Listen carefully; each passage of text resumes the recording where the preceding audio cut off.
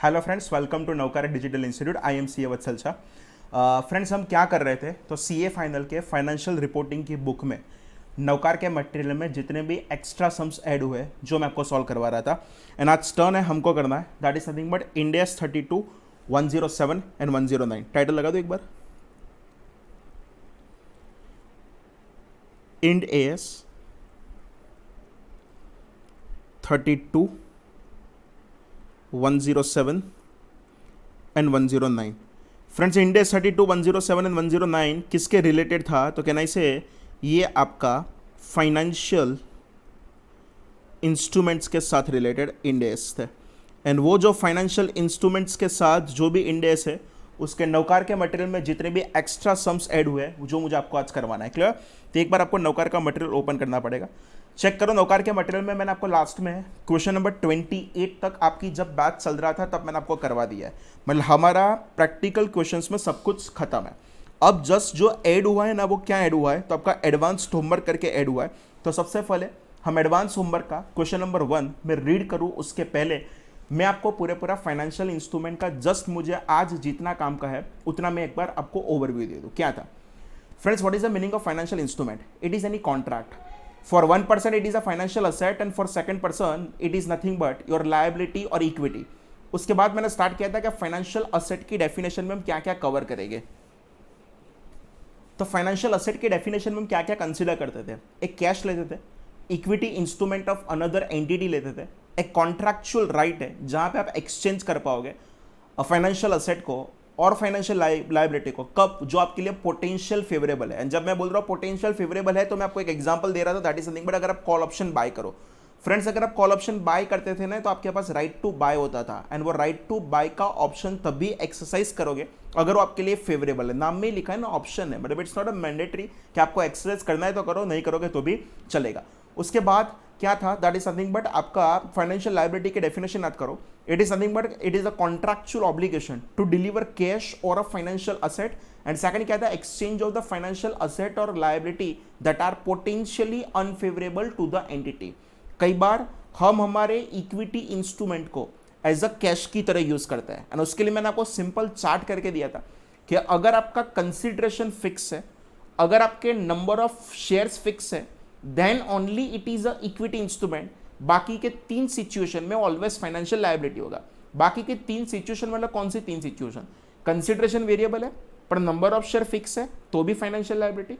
अच्छा, आपका consideration fix है पर नंबर ऑफ शेयर वेरिएबल है तो भी वो फाइनेंशियल लायबिलिटी। कंसिडरेशन फिक्स है, नंबर ऑफ शेयर भी वेरिएबल है तो भी वो आपके लिए क्या हो जाएगा? Financial liability. सिर्फ fix to fix test pass करें तो ही हम उसको इक्विटी इंस्ट्रूमेंट कंसीडर करते थे, बाकी हम इक्विटी इंस्ट्रूमेंट उसको कभी भी कंसीडर नहीं करते थे। इक्विटी इंस्ट्रूमेंट का कोई बेसिक डेफिनेशन पूछे तो equity instrument is nothing but residual interest in the net assets of the entity.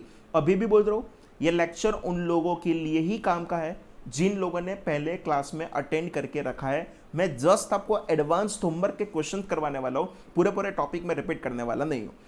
Accounting start करूं तो अकाउंटिंग के लिए सिंपल याद करो, वहां पे ऐसा कुछ बोला था कि अकाउंटिंग के लिए आपको 2 टेस्ट करना पड़ेगा। दैट इज नथिंग बट एक आपको चेक करना पड़ेगा आपका बिजनेस मॉडल, एंड सेकेंड आपको चेक करना पड़ेगा दैट इज नथिंग बट आपका जो फाइनेंशियल इंस्ट्रूमेंट है उसमें से आपको solely payment of interest and principal मिलने वाला है। तो सिंपल हम बोलते थे एसपीपीआई टेस्ट करना पड़ेगा। उसको हम क्या बोलते हैं? कई बार सीसीएफसी, कॉन्ट्रैक्चुअल कैश फ्लो कैरेक्टरिस्टिक भी बोल देते हैं। क्लियर?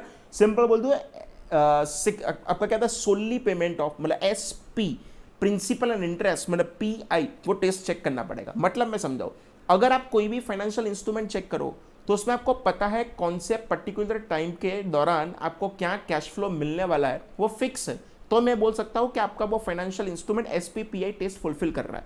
उसके बाद आपको चेक करना पड़ेगा आपका बिजनेस मॉडल। हम यहाँ पे डिटेल नहीं कर रहे हैं, मैं जस्ट आपको क्लास में जो समरी बोल रहा है वो समरी याद करो। बैलेंस शीट में असेट साइड फाइनेंशियल असेट होता है। फाइनेंशियल असेट में मैंने 3 पार्ट किए थे। एक किया था डेट इंस्ट्रूमेंट, दूसरा किया था इक्विटी इंस्ट्रूमेंट, एंड थर्ड मैंने किया था that is called the derivative. Debt instrument में याद करो, मैं आपको सिंपल बोलता था कि अगर आपका purpose just contractual cash flow collect करने का है तो आपको अकाउंटिंग करना पड़ेगा अमोर्टाइज्ड कॉस्ट के हिसाब से। Contractual cash flow plus fair value अगर का आपको ऑप्शन सिलेक्ट करना, फेयर वैल्यू लेने का अगर आपका पर्पस है तो सिंपल आप उसका अकाउंटिंग करते थे एफईटी ओसीआई से, एंड उसका रिसाइकलिंग टू पीएनएल पॉसिबल था। पर अगर आपका कुछ फिक्स नहीं है, मतलब एक भी टेस्ट वो पास नहीं करता है, तो मैं उसका अकाउंटिंग करता था FVTPL। मैं जब बोल रहा हूँ FVTOCI मतलब fair value through other comprehensive income, जब मैं बोल रहा हूँ FVTPL तो मैं बोल रहा हूँ फेयर वैल्यू थ्रू प्रॉफिट और लॉस। इक्विटी इंस्ट्रूमेंट तो ऑब्वियसली वो आपका SPPI टेस्ट तो पास ही नहीं करेगा ना, बिकॉज इक्विटी इंस्ट्रूमेंट में आपको पता ही नहीं होता है कि वो कब आपको कितना कैश फ्लो मिलने वाला है। तो सिंपल इक्विटी इंस्ट्रूमेंट के लिए हम दो चेक करते थे। If it is a held for sale तो आंख बंद करके FVTPL, but if it is a not held for sale तो क्या था, आपके पास एक इरिवोकेबल ऑप्शन था कि आपको FVTOCI सिलेक्ट करना है तो कर सकते हो। मैंने बोल दिया this is an irrevocable option, one selected मतलब लाइफ टाइम आपको वो फॉलो करना पड़ेगा। एंड जब मैंने FVTOCI में डाला तो उसका रिसाइकलिंग टू PNL पॉसिबल नहीं है। डेरिवेटिव इंस्ट्रूमेंट ऑलवेज हम उसका अकाउंटिंग FVTPL से करते थे। आपको ये दो चीज का पता होना चाहिए। Debt instrument classified as a FVTOCI and आपका equity instrument is classified as a FVTOCI, वो दोनों का आपको सिंपल डिफरेंस पता होना चाहिए। डेट इंस्ट्रूमेंट में अगर कंडीशन फुलफिल करे, कौन सी कंडीशन, कि अगर आपको contractual cash flow plus fair value का बेनिफिट चाहिए, वो कंडीशन फुलफिल कर दे तो कंपल्सरीली आपको FVTOCI क्लासिफाई करना ही पड़ेगा। इक्विटी इंस्ट्रूमेंट में ऐसा कोई कंपलसरी नहीं है, आपके पास एक चॉइस है कि आपको FVTOCI करना है तो FVTOCI करो, FVTPL करना है तो FVTPL करो। सेकंड चीज, डेट इंस्ट्रूमेंट में एक बार अगर आपने FVTOCI क्लासिफाई कर दिया उसके बाद उसका रिसाइकलिंग टू PNL पॉसिबल है। पर इक्विटी इंस्ट्रूमेंट में अगर आपने एक बार FVTOCI क्लासिफाई कर दिया तो उसका कभी भी रिसाइकलिंग होने वाला नहीं है। सिंपल मैं आपको फाइनेंशियल लायबिलिटी समझाऊं, फाइनेंशियल लायबिलिटी में दो ही चीज था, आइदर उसका अकाउंटिंग करना पड़ेगा आपको अमोर्टाइज्ड कॉस्ट के हिसाब से या FVTPL। फाइनेंशियल लायबिलिटी में आपको FVTOCI वाला कोई भी ऑप्शन दिया नहीं है, याद करो। फाइनेंशियल लायबिलिटी के लिए अगर आप कोई भी ट्रांजेक्शन कॉस्ट इनकर करो तो इनिशियल जो भी ट्रांजेक्शन कॉस्ट होता है हम लायबिलिटी के सामने सेट ऑफ ही कर देते हैं। पर what about financial asset, India 32107109 बोल रहा है अगर आप कोई भी ट्रांजेक्शन कॉस्ट इनकर कर रहे हो, अगर आप FVTPL वाला ऑप्शन सिलेक्ट कर रहे हो तो वो ट्रांजेक्शन कॉस्ट डेबिट करना पड़ेगा आपको PNL में। पर अगर आप FVTOCI वाला ऑप्शन सिलेक्ट कर रहे हो तो वो ट्रांजेक्शन कॉस्ट आपको डेबिट करना पड़ेगा कॉस्ट ऑफ इन्वेस्टमेंट में। क्लियर? फाइनली टोटल चेक करोगे आपका आंसर सेम ही आने वाला है। नेक्स्ट चीज मैं बोल दूं derivative instrument. Derivative instrument simple तीन कंडीशन फुलफिल हो जाना चाहिए। कौन सी तीन condition? First condition is nothing but उसका सेटलमेंट जो होगा वो फ्यूचर डेट पे होगा, इनिशियल इन्वेस्टमेंट वेरी लो होता है, ये नील होता है, एंड आपका डेरिवेटिव इंस्ट्रूमेंट का प्राइस चेंज होगा अगर अंडरलाइंग असेट का प्राइस चेंज होगा। ये तीनों तीन के बीच में एंड है, तीनों तीन अगर आप कंडीशन फुलफिल कर देते हो तो मैं बोल सकता हूं this instrument is a derivative instrument. दूसरा चीज बोल दो कॉलेबल एंड पुटेबल। जब इश्यूअर के पास मतलब कंपनी के पास एक राइट है कि वो फाइनेंशियल इंस्ट्रूमेंट को कभी भी वापिस मंगा सकता है, in that situation that instrument is considered as a callable. Puttable, puttable मतलब व्हाट, अगर होल्डर के पास राइट है कि वो कभी भी आके कंपनी को बोले चलो ये पकड़ो आपका इंस्ट्रूमेंट, मुझे मेरे रुपए वापस दो, तो वो इंस्ट्रूमेंट आपके लिए कौन सा हो जाएगा? Puttable instrument. सिंपल फ्रेंड्स याद करो, पुटेबल इंस्ट्रूमेंट होगा तो वो ऑलवेज आपके लिए फाइनेंशियल लायबिलिटी की तरह ही कंसिडर होने वाला है। दूसरा चीज मैंने आपको समझाया था रेगुलर वे परचेस और सेल, उसका मतलब आपको ट्रेड डेट अकाउंटिंग करना है कि सेटलमेंट डेट अकाउंटिंग करना है, that is your choice. India में T+2 की साइकिल चलती है, एंड अगर T+2 की साइकिल चलती है, जिस दिन आपका कॉन्ट्रैक्ट नोट बन जाए मतलब जिस दिन आप ट्रांजेक्शन करो उसी दिन से अकाउंटिंग स्टार्ट करो तो उसको मैं बोल दूंगा ट्रेड डेट अकाउंटिंग। अच्छा, जिस दिन आपके डिमेट में डिलीवरी आ रहा है उसके उस दिन अकाउंटिंग करो तो आप उसको बोल दोगे सेटलमेंट डेट अकाउंटिंग। कोई भी है दोनों के बीच में अगर बैलेंस शीट डेट आ रही है कोई भी अकाउंटिंग फॉलो करो। इंडियस बोल रहा है कि आपको उसको मार्क टू मार्केट तो करना ही पड़ेगा। फेयर वैल्यू का कोई भी चेंज है मतलब कोई भी गेन के लॉस, आपको वो गेन के लॉस को 110% रिकॉर्ड तो करना ही पड़ेगा। उसके बाद रिक्लासिफिकेशन आता था कि आज अगर कोई FVTPL या अमोर्टाइज्ड कॉस्ट है तो उसको रिक्लासिफाई करना है, तो सिंपल रिक्लासिफिकेशन की स्टोरी भी हमने क्लास में डिस्कस किया था। मैक्सिमम क्वेश्चन आपको जो यहाँ पे पूछते हैं ये लोग कौन से क्वेश्चन पूछते हैं? अमोर्टाइज्ड कॉस्ट वाले। रीजन फेयर वैल्यू वाला तो बहुत सिंपल था। क्लियर? एडवांस होमवर्क में स्टार्ट करो। Question number 1, first of all I am reading question number 1। XYZ limited issued ₹4,80,000 redeemable preference share on 1st April 2015 at par. Interest is paid annually in arrears. The first payment of interest amounting to ₹19,200 was made on 31st March 2016 and it is directly debited to retained earning by accountant. The preference shares are redeemable for a cash amount of ₹7,20,000 on 31st March 2018. The effective rate of interest on the redeemable preference shares is 18% per annum. The proceeds of the issue have been recorded within equity by accountant as this reflects the legal nature of the shares. Board of Directors intends to issue new equity share over the next 2 years to build up cash resources to redeem the preference shares. Mukesh, accounts manager of XYZ, has been told to review the accounting of aforesaid issue. CFO has asked from the Mukesh the closing balance of preference shares at year end. If you were Mukesh, then how much balance you would have shown to CFO on analysis of the stated above. Prepare necessary adjusting journal entry in the books of account if required. समझो क्या हुआ था, एकदम ध्यान से समझना. Financial instrument chapter बहुत लोगों को डिफिकल्ट लग रहा है, पर अगर शांति से करो तो हो जाएगा. हम स्टार्ट कर रहे हैं. That is nothing but advanced homework. And advanced homework में भी हम क्या कर रहे हैं, तो कि क्वेश्चन नंबर 1 ध्यान से समझना. एक तो मैं बोल रहा हूँ ये रिडीमेबल प्रेफरेंस शेयर है. रिडीमेबल प्रेफरेंस शेयर मतलब कहने से इसमें 2 पोर्शन हो गए. एक होगा डिविडेंड पोर्शन और एक होगा प्रिंसिपल पोर्शन. अपने दिल को पूछो, एवरी ईयर पेमेंट करना पड़ेगा डिविडेंड का? Answer is yes. And if it is yes then it is nothing but my financial liability.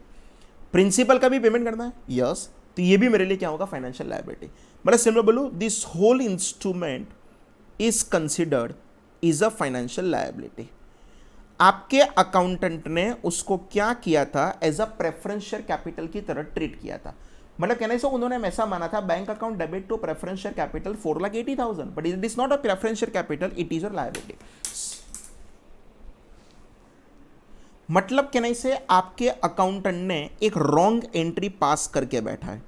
कौन सी रॉन्ग एंट्री? कि उन्होंने उसको क्या मान के बैठा है? तो उसको प्रेफरेंस शेयर कैपिटल मान के रखा है. मतलब कहने से उन्होंने ऐसी एंट्री पास किया होगा, bank account debit 4,80,000 to preference share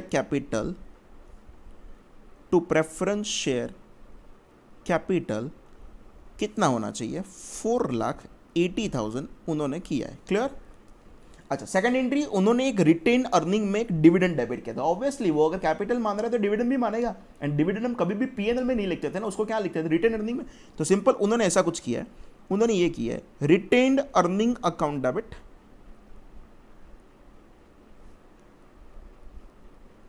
कितना किया होगा पता है आपको?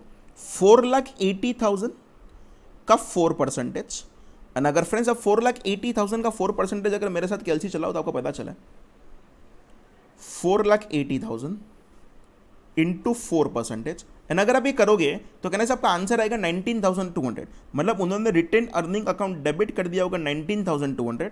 एंड कहने से उन्होंने वो डिविडेंड का पेमेंट भी कर दिया होगा. मतलब टू बैंक अकाउंट में कर रहा हूँ 19,200. पर कहने से हम करेक्ट अकाउंटिंग चेक करें तो कहने से हम तो इसको क्या मानते थे? फाइनेंशियल लायबिलिटी मानते थे. एंड अगर फाइनेंशियल लायबिलिटी माने, इंडियस बोल रहा है चेक करो उसको रिडीम कौन से अमाउंट पे करने वाले हो. एंड अगर कहने से मैं उसको रिडीम करने वाला हूं उसको 7 लाख कुछ समथिंग अमाउंट पे, हाँ कि ना? तो इन दैट सिचुएशन कहने से मुझे इफेक्टिव इंटरेस्ट रेट फॉलो करना पड़े. इफेक्टिव इंटरेस्ट के हिसाब से हम कैलकुलेट करें तो आपको यहां पे मैं लिख रहा हूं ईयर, यहां पे लिख रहा हूं that is nothing but opening balance. यहां पे लिख रहा हूं दैट इज इंटरेस्ट लिखूंगा, it is not my dividend, interest at the rate of 18%. यहां पे लिख रहा हूं दैट इज नथिंग बट मेरे लिए क्या होगा? रीपेमेंट होगा. एंड फाइनली हम यहां पे लिखेंगे that is nothing but closing balance. Year 1 मतलब हमारे फर्स्ट वाले ईयर में कहने से आपका ओपनिंग बैलेंस में मेरी बुक में लायबिलिटी 4,80,000 से रिकॉर्ड करूंगा. पर मैं जो इंटरेस्ट कैलकुलेट करने वाला हूं वो तो कहने से 18% से करने वाला हूं. एंड अगर आप कैलसी लो तो 4,80,000 का अगर फ्रेंड्स आप 18% करोगे तो कहने से आपका आंसर होगा दैट इज नथिंग बट 86,400. यहां पे लिख रहा हूं 86,400. उसमें से कहने से मैंने रीपेमेंट कर दिया है. कितने का रीपेमेंट कर दिया है? That is nothing but current year में 19,200 जो आपका डिविडेंड के फॉर्म में दिया था वो आपने दे दिया है. तो अगर मैं क्लोजिंग बैलेंस कैलकुलेट करूं 86,400 माइनस 19,200 प्लस अगर मैं करूं 4,80,000 तो कहने से मेरी बुक में क्लोजिंग बैलेंस होना चाहिए. कितना होना चाहिए? 5,47,200. यहां पे लिख रहा हूं 5,47,200 का होना चाहिए. तो कहने से उसके लिए मुझे क्या करना पड़ेगा, एक आपको मैं करेक्ट एंट्री करके दिखाऊं, तो सही एंट्री क्या होना चाहिए। तो जिस दिन इश्यू किया उस दिन आप फर्स्ट एंट्री करोगे, bank account debit 4,80,000 to financial liability account 4,80,000। This is nothing but a correct account है। क्लियर, फर्स्ट एंट्री ये करूंगा। दूसरी एंट्री में करूंगा, मेरी बुक में इंटरेस्ट एक्सपेंस रिकॉर्ड करूंगा, दैट इज नथिंग बट यहां पे लिख रहा हूं interest expense account debit. And for your knowledge ये इंटरेस्ट एक्सपेंस डेबिट कहां पे हो जाएगा, करेंट ईयर के पीएनएल में कितना हो जाएगा 86,400 टू फाइनेंशियल लायबिलिटी अकाउंट कितना हो जाएगा 86,400। एंड वो 86,400 में से मैंने 19,200 का पेमेंट कर दिया, तो करेक्ट एंट्री ऐसी होनी चाहिए, financial liability account debit 19,200 to bank account कितना हो जाएगा 19,200। पर कहने से क्वेश्चन में मुझे करेक्ट ने रॉन्ग तो पूछा ही नहीं है, क्वेश्चन में मुझे पूछा है दैट इज नथिंग बट आपको पास करके देना है, आपको रेक्टिफिकेशन एंट्री कुछ पास करके देना है। तो बहुत इजी है फ्रेंड, समझाओ। पहला समझो, कहने से अपना प्रेफरेंस शेयर कैपिटल क्रेडिट करके रखा था गलत वाला, वो प्रेफरेंस शेयर कैपिटल मुझे पहले डेबिट कर दूं, तो सिंपल मेरा यहाँ पे एक काम खत्म करूं, preference share capital account debit 4,80,000। कह रहे थे मैंने preference share capital account debit कर दिया। सेकंड चीज, उन्होंने क्या डेबिट करके रखा था, तो रिटेन अर्निंग डिविडेंड माना था, तो सबसे पहले उसको रेक्टिफाई करने के लिए मुझे कहने से वो रिटेन अर्निंग क्रेडिट करना पड़ेगा, तो मैं यहाँ पे क्रेडिट कर रहा हूं टू रिटेन्ड अर्निंग, जो उन लोगों ने डिविडेंड मान लिया था कहने से, तो वो मैं क्रेडिट कर रहा हूँ कितना 19,200। मतलब मैंने वो गलत वाला रिमूव कर दिया। अब सही वाला रिकॉर्ड करते हैं, मुझे एक्चुअली उसको माना था फाइनेंस एक्सपेंस 86,400 से, तो मैं यहाँ पे डेबिट कर रहा हूँ interest expense account debit. For your knowledge उसको हम डेबिट कर देंगे कहाँ पे, पीएनएल में। तो इंटरेस्ट एक्सपेंस में अगर डेबिट करूँ कितने से, तो मुझे तो उसको मानना था कितना 86,400। एंड जिस दिन मेरा ईयर क्लोजिंग चल रहा है उस मोमेंट पे मेरी फाइनेंशियल लायबिलिटी का क्लोजिंग बैलेंस होना चाहिए, तो मैंने ऑलरेडी ऊपर कैलकुलेट करके रखा था, कितना करके रखा था 5,47,200। क्लियर, 5,47,200। आपको मैच करना है तो चेक करो, मेरी जनरल एंट्री मैच है। कुछ नहीं किया, प्रेफरेंस शेयर कैपिटल उन लोगों ने जो क्रेडिट करके रखा था उसको मैंने रेक्टिफाई करके डेबिट कर दिया, उन्होंने जो रिटेन्ड अर्निंग ऑलरेडी डेबिट करके रखा था उसको रेक्टिफाई करके मैंने क्रेडिट कर लिया। मुझे एक्चुअली इंटरेस्ट एक्सपेंस मानना था, इसलिए मैंने पीएनएल डेबिट किया। एंड प्रेफरेंस शेयर कैपिटल की जगह पे मुझे फाइनेंशियल लायबिलिटी मानना था, तो फाइनेंशियल लायबिलिटी मैंने क्रेडिट किया। अगर आपको चेक करना है तो चेक कर लो, मेरी जर्नल एंट्री मैच है। मैं आपको चेक करवा दूँ, 4,80,000 प्लस 86,400, 4,80,000 प्लस 86,400, क्लियर, 566,400 होना चाहिए। यानी अगर यहाँ पे चेक करें 547,200 प्लस 19,200, तो सिंपल वो मेरा टोटल मैच है। क्लियर, अंदर डिटेल में आंसर दिया है, मैं अंदर एक बार आपको आंसर पढ़ रहा हूँ। The preference share provide the holder with the right to receive a predetermined amount of annual dividend out of profits for the company together with fixed amount on redemption. While the legal form is entity, the shares are in substance is a debt. Friends, ये आपको underline करना पड़ेगा। Clear, legal form भले उसका पर substance क्या है, तो क्या डेट ही है। The fixed level of dividend and interest and the redemption amount is equivalent to the repayment of the loan. Under the Ind AS 32 presentation, this instrument should be classified as a financial liability. Underline करना, this instrument should be classified as a financial liability because there is a contractual obligation to deliver cash. The preference share should be accounted at an amortized cost using the effective interest rate of method, जो हमने calculation किया था. Accordingly, the closing balance of the preference share at the year end, that is 31st March 2016, would be rupees 5,47,200. Accountant has wrongly debited interest of 19,200 in the profit and loss. However, the interest of 86,400 should have been debited to profit and loss as a finance charge. Similarly, amount of rupees 5,47,200 should be included in the borrowing non-current liability and consequently equity should be reduced by 4,80,000 proceeds of issue, and 67,200, that is 86,400 minus 19,200, that is total by 5,47,200. Necessary adjusting journal entry to rectify the books of accounts will be preference share capital balance sheet में था वो 4,80,000 मैंने debit कर दिया, PNL वाला जो सही record करना था वो डेबिट किया 86,400, जो उन्होंने रिटेन अर्निंग में गलत करके डाला था उसको क्रेडिट कर दिया 19,200, एंड प्रेफरेंस शेयर मेरा जो लॉन्ग टर्म बोरोइंग में मुझे दिखाना था 547,200 मैंने करेक्ट रिकॉर्ड कर दिया. क्लियर? क्वेश्चन एक्चुअली इजी था. अब मैं स्टार्ट करूँ question number 2. Croton limited is engaged in the business of trading commodities. The company's main assets are investment in equity shares, preference shares, bond, non-convertible debentures, and mutual funds. The company collects the periodical income, that is interest, dividend, etc. from the investment and regularly sells the investment in case of favorable market condition. Such investment have been classified as a non-current investment in the financial statement. Also, the company buys and sells equity shares of companies for earning short-term profits from the stock market. The CFO of a company classified all non-current investment at their fair value through other comprehensive income and all the current investment as a fair value through profit or loss.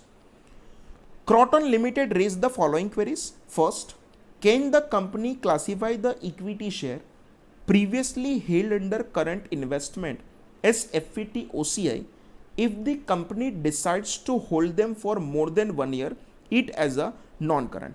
Clear? समझाओ. पहले question क्या कर रहा था, कोई भी equity instrument को as a held for trade मान रहा था. करंट नॉन करंट कुछ हम देखते ही नहीं है. अगर हेल्ड फॉर ट्रेड है तब उन लोगों ने क्या किया था, FETPL किया था, पर अब उसको मैं कहने से नॉट हेल्ड फॉर ट्रेड मान रहा हूं, तो कहने से मैं FET OCA करना है तो कर सकता हूं. हाँ, FET OCA करना है तो आपके लिए इरिवोकेबल ऑप्शन है, करना है तो कर सकते हो. आंसर पढ़ रहा हूं. It seems that equity shares are acquired for the purpose of selling it in the near term and therefore are held for trading. Such investment have appropriately classified as subsequently measured at a fair value through profit and loss, that is FETPL. Such investment in equity share cannot be classified as a subsequently measured at a fair value through other comprehensive income. The option to measure investment in equity share fair value through OCI has to be made at the initial recognition. Therefore, equity share that were previously held for trading cannot be reclassified as a fair value through other comprehensive income due to change in the business model to not held for trading. Clear? हम उसको change नहीं कर सकते. Company had classified NCD, non-convertible debentures, with a maturity period of less than 12 months from the reporting period as a current. This has been classified as FETPL by CFO of the company. The company wants to know whether this NCD can be recognized in the OCA. Friends समझाओ. यहाँ पे कहने से आपने क्या लिया था, एक नॉन कन्वर्टेबल डिवेंचर लिया था, एंड कंपनी का पर्पस क्या है, कॉन्ट्रैक्चुअल कैश फ्लो तो कलेक्ट करना ही है, साथ में क्या करना है, तो कॉन्ट्रैक्चुअल कैश फ्लो के साथ उसमें से कुछ फेयर वैल्यू का बेनिफिट ले लेंगे, फेयर वैल्यू का बेनिफिट मिलेगा तो भी हम उसको ले लेंगे. तो सिंपल, जब भी आपका डेट इंस्ट्रूमेंट में आपका पर्पस अगर contractual cash flow plus fair value दोनों है तो उसका अकाउंटिंग करना पड़ेगा आपको FET OCI से.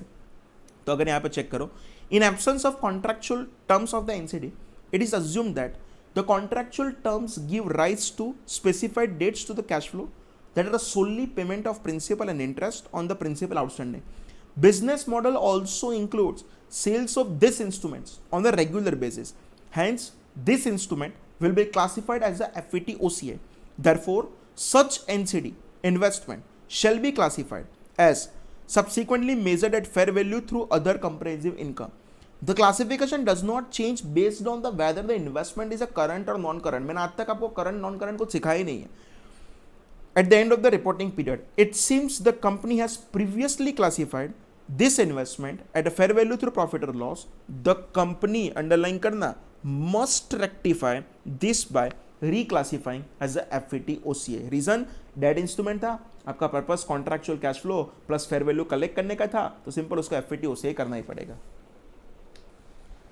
फ्रेंड्स, अगर हम नेक्स्ट क्वेश्चन स्टार्ट करें, एडवांस होमवर्क का question number 3. First of all I am reading that question. An entity purchases a debt instrument with a fair value of ₹1,000 on 15th March 2011 and measures the debt instrument at a fair value through other comprehensive income. The instrument has an interest rate of 5% over the contractual term of 10 years and has a 5% effective interest rate. Clear? मेरा interest rate भी coupon rate भी 5% है, effective rate of interest भी 5% है.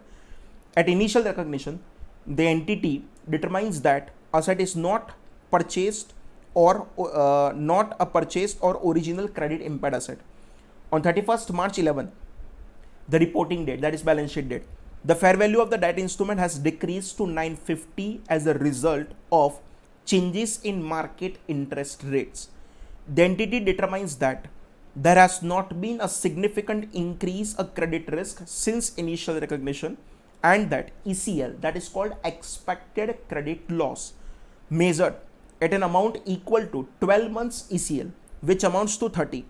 On 1st April 2011, entity decides to sell instrument for rupees 950, which is its fair value at that date. Past journal entry, recognition, journal entries for recognition, initial recognition, impairment, and sale of investment as per Ind AS 109.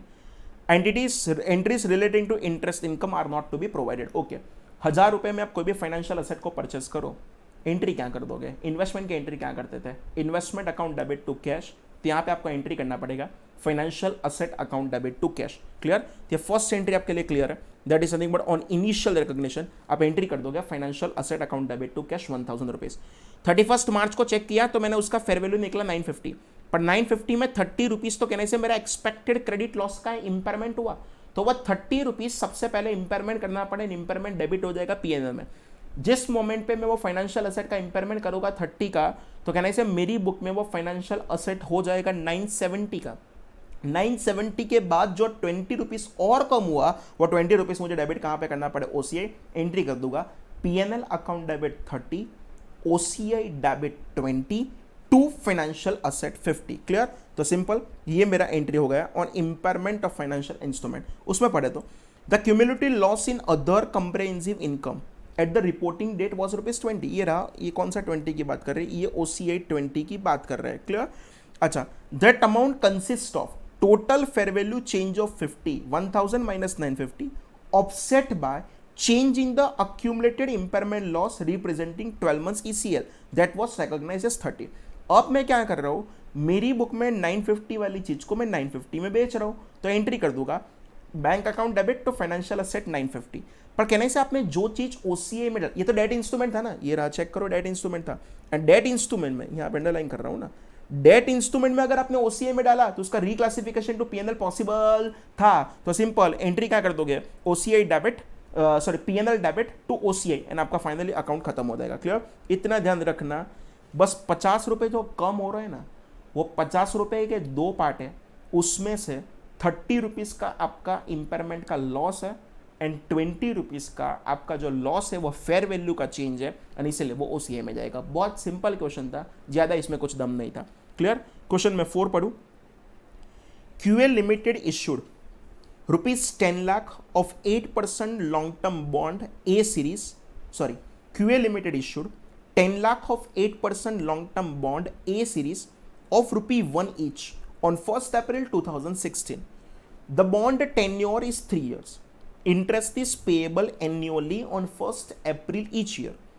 The investors expect an effective interest rate on the loan at 10%. QA Limited wants you to suggest the suitable accounting entries for the issue of the bonds as per applicable Ind AS. Consider the discounting factor for 3 years. 10% discounting factor is ₹0.751315 and 3 years cumulative discounting factor is 2.48685. Clear? First, what is the principal value of the bond at the initial recognition at the time of issue of bond as per applicable Ind AS?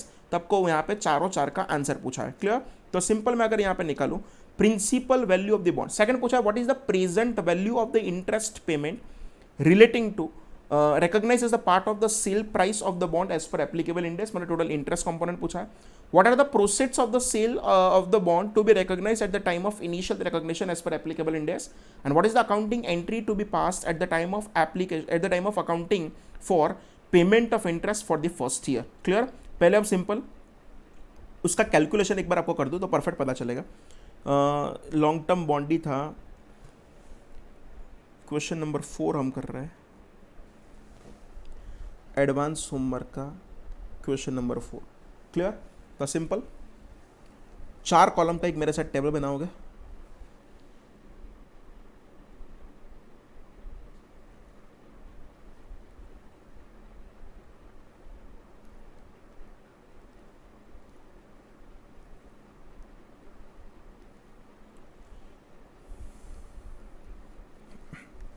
Title लगाओ friends, year, cash flows, discounting factor, जो आप effective rate लोगे, and वो effective rate कितना था 10%, and finally that is nothing but present value. Clear? Year में मैं consider करूँ तो 1 to 3 तक आपको इंटरेस्ट मिलेगा, एंड वो इंटरेस्ट कितना मिलेगा वो चेक करें। 10 लाख था, 8% का आपका इंटरेस्ट था, 10 लाख का 8% करोगे तो 80,000 होगा, एंड उसका क्यूमुलेटिव फैक्टर मुझे दे दिया है 2.48685। क्लियर? तो यहाँ पे मैं लिख रहा हूँ 80,000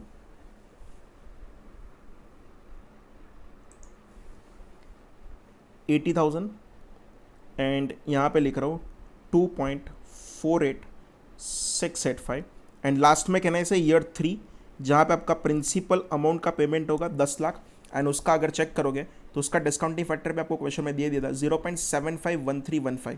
क्लियर? अंदर जो डिस्काउंटिंग फैक्टर दिया वो ब्लाइंडली फॉलो करना है, 0.751315, एंड अगर यहाँ पे उसका टोटल कर दोगा तो मुझे प्रेजेंट वैल्यू मिल जाएगा। कैलसी लो, 80,000 इंटू 2.48685, 80,000 इंटू 2.48685, एंड अगर चेक करोगे तो 198,948 आपका आंसर आएगा।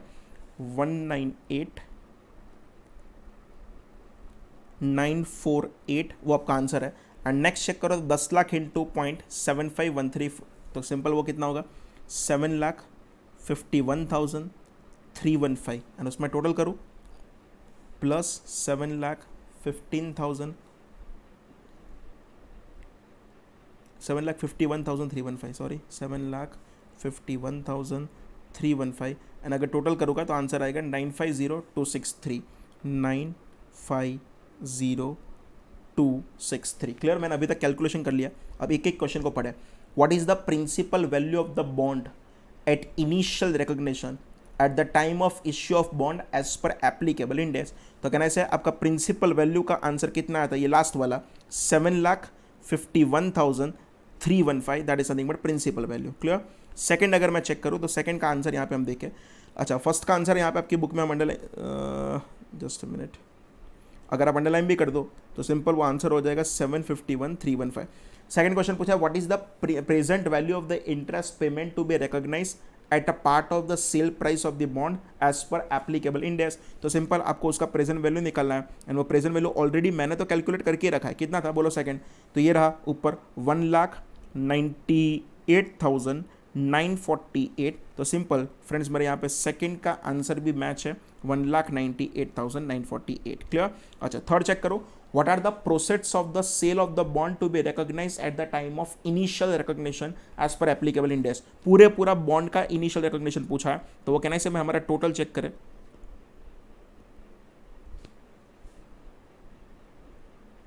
Just a minute, total check करो तो वो टोटल हमारा हो रहा था, थर्ड का आंसर हो जाएगा आपका 9,50,263, एंड अगर वो 950,263 है तो हम हमारी बुक में चेक करें आंसर कितना था 9,50,263, ये हमारा थर्ड का आंसर भी मैच है। अच्छा नेक्स्ट चेक करें, what is the accounting entry to be pass at the time of accounting for payment of interest for the first year? मतलब मैं आपको पूरा फर्स्ट ईयर के लिए एंट्री समझा दूं तो सिंपल ये फोर्थ का क्वेश्चन पूछा, तो कहना है आप आपकी बुक में जब एंट्री करोगे तब ऐसी एंट्री करोगे, इंटरेस्ट एक्सपेंस अकाउंट डेबिट कितना, तो 950,263 का कहना है आप 10% करोगे, मतलब इंटरेस्ट एक्सपेंस आपको जो डेबिट करना है वो कितने से करना है 95,026 से करना है, 95,026 से 2 अगर मैं क्रेडिट करूँ तो आपका क्रेडिट हो जाएगा, क्या हो जाएगा फाइनेंशियल लायबिलिटी अकाउंट, कितना हो जाएगा 95,026, एंड फाइनली जब उसका पेमेंट करोगे तब एंट्री करोगे financial liability account debit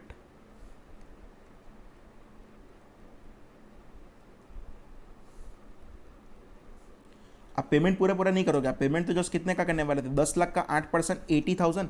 and finally यहाँ पे मैं क्रेडिट कर रहा हूँ टू बैंक अकाउंट कितने रुपीज़, तो कि 80,000 रुपीज़। डन। अंदर जो बुक में आंसर दिया वो कंबाइन एंट्री दिया होगा, तो एक चेक कर ले। देखो यहाँ पे वही दिया है, that is nothing but bond interest expense account debit to discount on bond 15,226 and to cash और बैंक पेमेंट, तो कितना होगा 80,000। हमने यहाँ पे डिस्काउंट की जगह पे हमने क्या कर दिया, फाइनेंशियल लायबिलिटी में उसको ऐड कर दिया। क्लियर। बाकी नीचे वर्किंग दिया जो हमारे लिए काम का नहीं है। परफेक्ट। जाऊँ मैं आगे। Okay, let's check question number 5।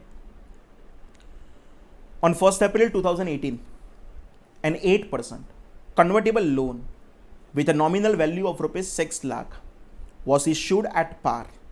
It is redeemable on 31st March 2020, मतलब 19, 20, 21, 22 4 साल के बाद। Also at par. Alternatively, it may be converted into equity share on the basis of 100 new shares for each 200 worth of loan. An equivalent loan without conversion option would have carried an interest rate of 10%. Interest of 48,000 is already been paid and included as a finance cost. Present value rates आपको दे दिया है, that is something but 8% and 10% के हिसाब से। How will the company present the above notes in the financial statement for the year ended 31st March 2019? Friends आपको 31st March 2019 पूछा है। सबसे पहले हम चेक करें तो question number 5 and question number 5 में फ्रेंड्स आपने जो इश्यू किया था ना वो आपके लिए क्या था, तो कहने से वो आपके लिए कन्वर्टिबल लोन था। एंड कहने से if it is a convertible loan तो कहने से it is nothing but your compound financial instrument हुआ। और याद करवा दो, कंपाउंड फाइनेंशियल इंस्ट्रूमेंट है तो हम सबसे पहले बाइफर्केशन करेंगे। किसका बाइफर्केशन करेंगे, liability component in equity component. तो सबसे पहले मैं स्टार्ट करूँ, that is nothing but liability component. Calculation of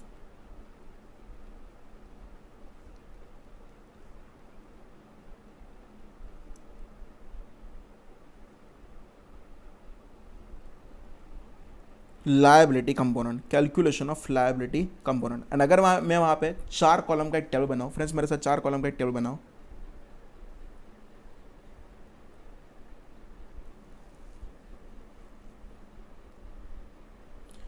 and उस पर टाइटल लगाओ, that is something but year. यहाँ पे लिखो कैश फ्लोस, यहाँ पे लिखो that is nothing but discounting factor,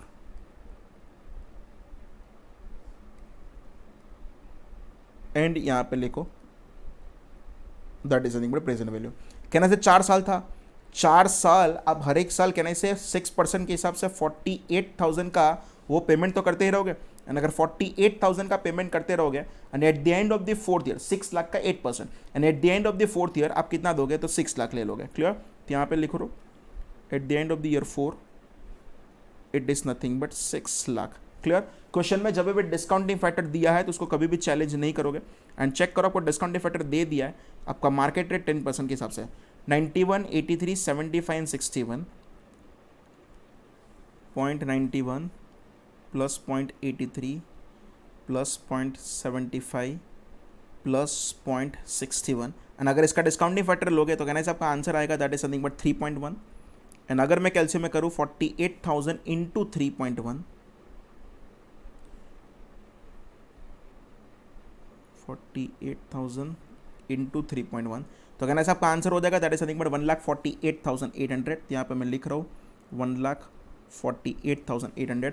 and last year का अगर यहाँ पे डिस्काउंट फैक्टर ले लूँ तो कितना था 0.68। जस्ट मिनट, इसका मुझे आई थिंक टोटल करना पड़ेगा फिर से। 91, 83, 75 एंड 68 ना, 0.91 प्लस 0.83 प्लस 0.75 प्लस 0.68 लिखा था, तो 3.17 था। मैंने यहाँ पे 3.1 लिखा था, और रेक्टिफाई करो 3.17 एंड इनटू क्या करो दैट इज़ नथिंग बट 48,000, तो आपका आंसर होगा 150 to 160। मतलब ये आंसर भी मेरा रेक्टिफाई होगा। 1,52,160। क्लियर। एंड 6 लाख इंटू 0.68 करो, लास्ट ईयर का 6 लाख इंटू 0.68 तो 4,08,000,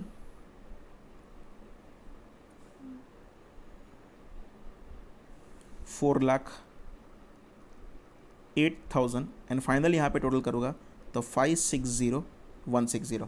फ्रेंड्स ये 560160 आया तो वो लाइबिलिटी कंपोनेंट आया, तो कहना इसे अगर उसका मैं इक्विटी कंपोनेंट चेक करूँ तो आपका इक्विटी कंपोनेंट कितना होगा, तो 6 लाख रुपए में इश्यू किया था, 6 लाख रुपए में से 5,60,160 का आपका लाइबिलिटी कंपोनेंट था, तो अगर इक्विटी कंपोनेंट चेक करो 6 लाख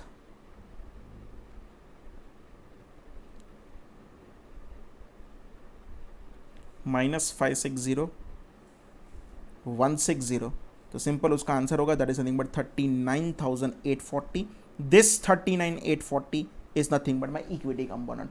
अब ऑलवेज जो इंटरेस्ट का पेमेंट करोगे ना वो कभी भी लायबिलिटी पर नहीं करोगे, आप जो इंटरेस्ट का पेमेंट करोगे वो तो कहना है ऑलवेज इक्विटी पर ही करोगे, अरे सॉरी उल्टा बोला, आप जो भी इंटरेस्ट का पेमेंट करोगे वो कभी भी इक्विटी पर नहीं करोगे, आप जो इंटरेस्ट का पेमेंट करोगे वो ऑलवेज किस पर करोगे, लायबिलिटी। तो सिंपल अगर मैं टाइटल लगाऊं calculation of interest expense,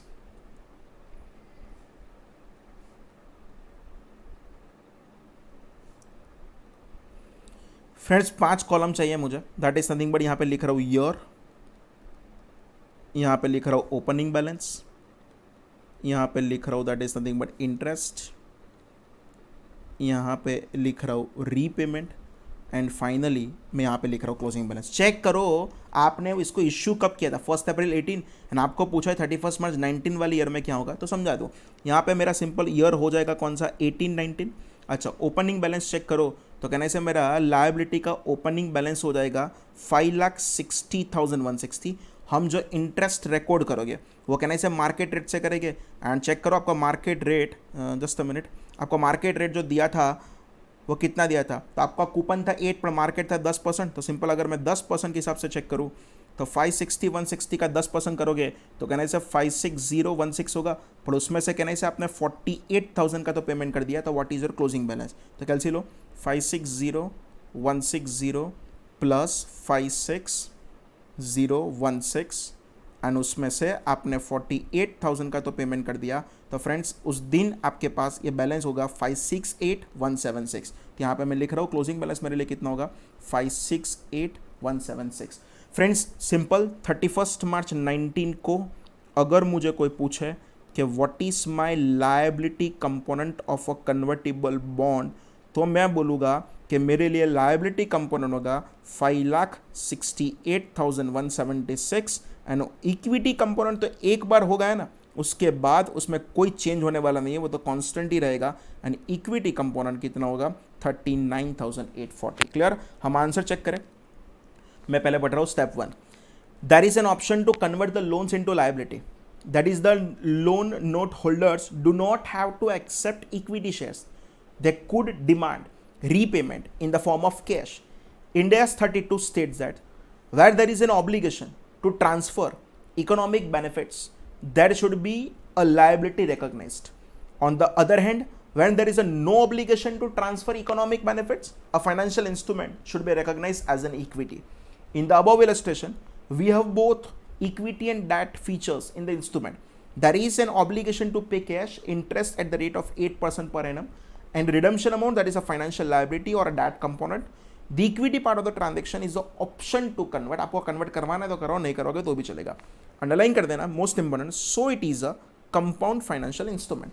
step 2, debt element of the financial instrument so as to recognize the liability at the present value of the interest and principal. The rate at which the same is to be discounted is the rate of equivalent loan note without conversion option would have carried interest at the rate of 10%. Therefore, this is the rate to be used for discounting. उन लोगों ने discounting कर दिया है, and finally answer थोड़ा rounding off का error आएगा. And step 4, the next step is to recognize the interest component equivalent to the loan that would carry if there was no option to cover. Therefore, the interest should be recognized at the rate of 10%. As on date, rupees 48,000 has been recognized in the statement of profit and loss, that is 6 lakh into 8%. But we have discounted the present value of future interest payment and the redemption amount using factors of 10%. So the finance charge in the statement of profit and loss must also be recognized at the same date, that is for the purpose of consistency. The additional charge to be recognized in the income statement, that component of the दे दिया है 56,000, 48,000 and 8,000 से मेरी liability क्या होने वाला है, बढ़ने वाला है। क्लियर, एंट्री भी करके दिया है, परफेक्ट है। तो क्वेश्चन नंबर 5 मैंने आपको सॉल्व करवा दिया। Okay, friends, let us start question number 6. KK Limited has granted an interest-free loan of rupees 2 lakh to its wholly owned subsidiary YK Limited. There is no transaction cost attached to the said loan. The company has not finalized any terms, conditions, including the applicable interest rate on the such loan. The board of directors of the company are evaluating various options and has requested your firm to provide your views under Ind AS in the following situation. पहले किसने किसको loan दिया वो हम check कर ले. मैं आपको स्टार्ट करूं. That is nothing but question number C 6. This is a KK Limited, and friends, KK Limited is nothing but my holding company. KK Limited ने अपने YK Limited जो एक सब्सिडरी है, एंड वो सब्सिडरी कंपनी को 10 लाख रुपए की लोन लिया. लोन का कोई टर्म्स एंड कंडीशन कुछ फिक्स नहीं है. क्लियर. एंड आपको यहाँ पे अब 1 by 1 एक एक सेपरेट क्वेश्चन पूछा है, तो उसका हम आंसर देना स्टार्ट करें. फर्स्ट क्वेश्चन में चेक करूं. The loan given by KK Limited to wholly owned subsidiary YK Limited is interest free and such loan is repayable on demand. Clear. And last line में पढ़ रहा हूं. Based on the same, KK Limited has requested you to suggest the accounting treatment for the above loan in the standalone financial statement of KK Limited and YK Limited, and also in the consolidated financial statement of the group. Consider interest for only 1 year of the above loan. Further, the company is also planning to grant interest-free loan from YK Limited to KK Limited in the subsequent period. What will be the accounting treatment of the same under applicable Ind AS? Friends, first वाले question में क्या था? That is called the demand deposit, and if it is a demand deposit, तो आपका actual transaction price से record करना पड़े. And actual transaction price से अगर मैं रिकॉर्ड करूं, तो सबसे पहले मैं आपको एंट्री बोल रहा हूं, that is nothing but KK limited holding company की बुक में क्या एंट्री होगा. तो वह एंट्री करेगा loan given, that is nothing but a financial asset, account debit, absolute amount से 10 लाख रुपए, एंड क्रेडिट कर देगा that is nothing but to bank account कितने रुपए से? 10 लाख रुपए से. उनकी बुक में एक फाइनेंशियल असेट आ जाएगा. क्लियर. सामने चेक करें, that is nothing but YK limited. YK limited is a subsidiary company. जिन्होंने लोन लिया था तो उनके वहां पे फाइनेंशियल लायबिलिटी आएगा. इन दैट सिचुएशन वो लोग एंट्री करेंगे bank account debit 10 lakh to loan taken करके एक फाइनेंशियल लायबिलिटी रिकॉर्ड करेंगे. एंड वो कितने से रिकॉर्ड कर देंगे? तो क्या 10 लाख से रिकॉर्ड कर देंगे. क्लियर. तो अगर उसका आंसर पढ़ूं, मैं फर्स्ट का जस्ट आंसर पढ़ रहा हूं. Since the loan is repayable on demand, it is a fair value equal to the cash consideration given. KK Limited and YK Limited should recognize the financial asset and liability respectively at the amount of the loan given, assuming the loan is repayable within a year. Upon the repayment, both the entities should reverse the entries that were made at the origination. Journal entry in the books of KK Limited at the original, जब loan दिया था, loan to YK Limited to bank, और जब repayment आएगा, मैंने जैसे आपको origination का एंट्री समझाया ना, रीपेमेंट तो कर पाओगे आप, उल्टा एंट्री जब मिल जाए वापस तब एंट्री कर देगा bank account debit to loan to YK limited. YK limited की एंट्री बताओ, जब मिला था लोन तब एंट्री करेंगे bank account debit to loan from KK limited. जब रीपेमेंट करेंगे तब एंट्री कर देंगे loan from KK limited to bank. Simple. ये इंटर कंपनी का ट्रांजेक्शन है. फुल्ली हम असेट्स एंड लायबिलिटीज को क्या कर देंगे? एलिमिनेट कर देंगे. तो नीचे वही लाइन लिखा है, in the consolidated financial statement there will be no entry in this regard since the loan receivable and payable will get set off. Clear. First I think आपको क्लियर है. सेकंड में पढ़ रहा हूं. The said loan is interest free and will be repayable after 3 years from the date of granting the loan. The current market rate of interest for similar loan is 10%. Considering the same, the fair value of the loan at initial recognition is 810,150. 3 साल की loan है and आपको बोल दिया है कि आपको entry करना है कि उसका क्या करोगे? 810,150 से आप एंट्री कर दोगे. Just a minute. अगर मैं 810,150 से अगर उसका एंट्री करूँ तो आपको बता दूं इसकी बुक में क्या एंट्री होगा. चलो स्टार्ट करें क्वेश्चन 2. एंड मैं क्वेश्चन नंबर 2 में उन लोगों ने प्रेजेंट वैल्यू कैलकुलेट करके दिया है, तो आपको कुछ मेहनत नहीं करने का. सबसे पहले एंट्री करते KK लिमिटेड की बुक में. एंड KK लिमिटेड जब लोन दे तो अपनी बुक में financial asset loan given financial asset एक होगा, वो जो डेबिट करेगा ना वो तो कहना से कितने से करेगा, 810150 से ही करेगा, हाँ क्या ना। तो अपने दिल को पूछो, उन्होंने 810150 दिया कि उन्होंने पूरा पेमेंट किया है, तो कहना से उन्होंने पेमेंट तो पूरा 10 लाख ही किया है। तो कहना से मेरी जर्नल एंट्री में डेबिट साइड कुछ डिफरेंस आ रहा है, चेक करो कितना डिफरेंस आ रहा है, 10 लाख माइनस 810150। तो सिंपल वो अपनी बुक में क्या एंट्री कर देंगे, 1,89,000 जो 850 आए ना, it is nothing but investment by K limited into Y K limited, मतलब investment by holding in subsidiary. तो simple investment account always debit होगा, investment in Y K limited. Clear, एक इसकी बुक मैंने एंट्री किया के की, अब मैं एंट्री कर रहा हूँ दैट इज नथिंग बट मैं सब्सिडरी की बुक में एंट्री करूँ वाई के लिमिटेड। उनके लिए तो जिंदगी ईजी है, उनको तो 10 लाख रुपए मिले ही है, मतलब ये तो कंफर्म ही है कि वो लोग बैंक अकाउंट जो डेबिट कर देंगे वो कितने से कर देंगे, 10 लाख से डेबिट कर देंगे। क्लियर, उनको भी अपनी बुक में जो लोन दिखाना है, टू लोन टेकन, जो एक फाइनेंशियल लायबिलिटी दिखाएंगे वो कितने से दिखाएंगे, 810150 से। उनके वहाँ पे कहने से 1,89,850 का जो भी डिफरेंस आया वो लोग यहाँ पे क्रेडिट क्या कर देंगे, that is nothing but capital contribution from K limited. Clear, this is called, आपको उसको अदर इक्विटी में डिस्क्लोज करना पड़ेगा। उसका प्रॉपर आंसर पढ़ो तो आपको पता चलेगा। क्वेश्चन नंबर 2 का, applying the guidance in Ind AS 109 a financial asset shall be recorded at its fair value upon initial recognition. Fair value is normally the transaction price. However, sometimes certain types of instrument may be exchanged at or off market terms, that is different from market terms for a similar instrument if exchanged between the market participants. If a long-term loan or receivable that carries no interest, while similar instrument if exchanged between the market participants carry interest, then the fair value for such loan receivable will be lower from its transaction price owing to the loss of interest that the holder bears. In such cases where part of the consideration given or received is for something other than the financial instrument, an entity shall measure the fair value of the financial instrument. The difference of the fair value and the transaction cost, हमारे वहाँ पे fair value 810150 and our transaction cost is a 10 lakh, will treated as an investment in subsidiary YK Limited.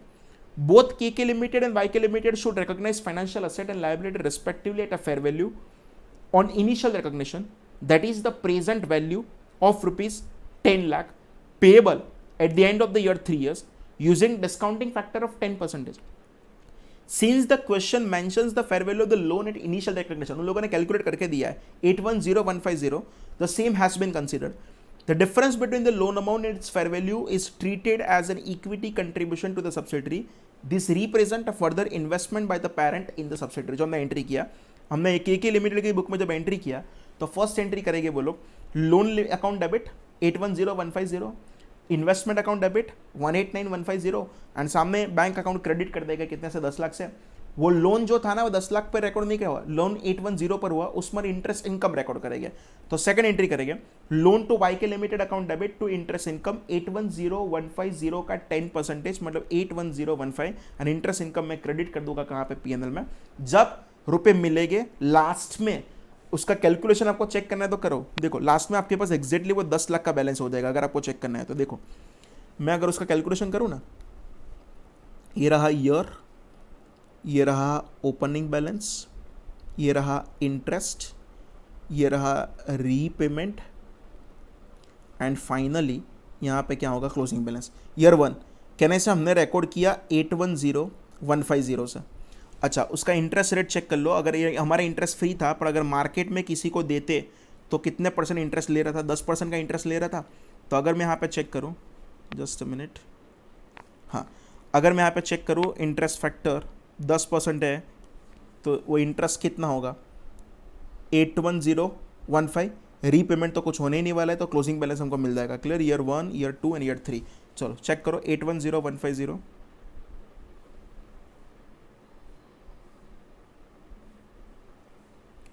तो कहने से आपको closing balance मिल जाएगा 891165। यहाँ पे लिख रहा हूँ 891165।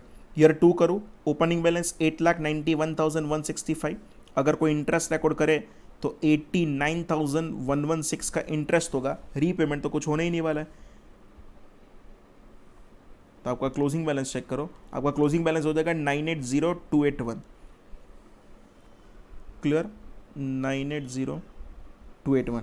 यहाँ पे चेक करो 980,281, यहाँ पे कुछ आपका रीपेमेंट होने वाला नहीं है। तो अगर आप कैलसी में चेक करोगे इंटू 10% तो 98028 और 29 में ले लूँ 98029 एंड फाइनली आप चेक करोगे तो आपका 10 लाख का बैलेंस हो जाएगा। क्लियर। तो at the end of the third year check करोगे ना तो आपका फाइनेंशियल असेट और लायबिलिटी 10 लाख का होगा एंड इसके वहाँ पे वो इन्वेस्टमेंट का अकाउंट खुला है। क्लियर। तो अगर उसका आंसर हम देखें तो क्या हुआ, जब लोन वापस मिल गया तो लोन जब वापस मिला तब एंट्री कर दिया bank account debit to loan account 10 lakh. Interest needs to be recognized in the statement of profit and loss. The same cannot be adjusted against capital contribution recognized at origination. Journal entries Y K book में करें सब कुछ उल्टा होगा। वो अपनी book में first entry करेगा बैंक अकाउंट 10 लाख जो मैंने आपको करके दिखाया था। लोन अपनी बुक में एक लाइबिलिटी दिखाएगा 810,150 से एंड 189,850 का, that is nothing but equity contribution in K K limited from K K limited. Clear. अच्छा, इंटरेस्ट एक्सपेंस तो लोन करेगा एंड फाइनली लोन का बैलेंस मैंने बताया 10 लाख होगा। In the consolidated financial statement there will be no entry this regard since the loan and interest income expense will be get set off, मतलब उसका कुछ entry करने की जरूरत नहीं है, बहुत इजी था। थर्ड अगर मैं चेक करूं, लंबा क्वेश्चन ना फ्रेंड्स, हिम्मत होना चाहिए। Said loan is interest free and will be repaid as and when YK Limited has a funds to repay the loan. Clear. जब आपके सब्सिडरी के पास फंड है तो वो रुपए देगा, बाकी नहीं देगा। तो आंसर चेक करें, generally loan which is repayable when the funds are available can not be stated as a loan repayable on demand. आपका प्लानिंग है बॉस ये तो। Rather entity needs to estimate the repayment date and determine its measurement accordingly by the concept prescribed in question 2। हम मान लेते हैं कि वो 3 साल में देगा। in the consolidated financial statement there will be no entry in this regard since the loan and interest income expense will get set off. In case subsidiary YK Limited is planning to grant interest free loan to KK Limited, then the difference between the fair value and the loan on initial recognition and its nominal value shall be treated as dividend distribution by YK Limited and dividend income by KK Limited। मतलब अगर ये पूरे case में किसने किसको loan दिया था, holding ने सब्सिडरी को दिया था। अगर सब्सिडरी होल्डिंग को लोन दे तो कहने से जब हमने होल्डिंग की बुक में एंट्री किया था तो हम इन्वेस्टमेंट नहीं सब्सिडरी माना था, तो सब्सिडरी की बुक में करे तो इन्वेस्टमेंट एंड होल्डिंग नहीं मान सकते, तो वो क्या होगा, it's a dividend by subsidiary to holding.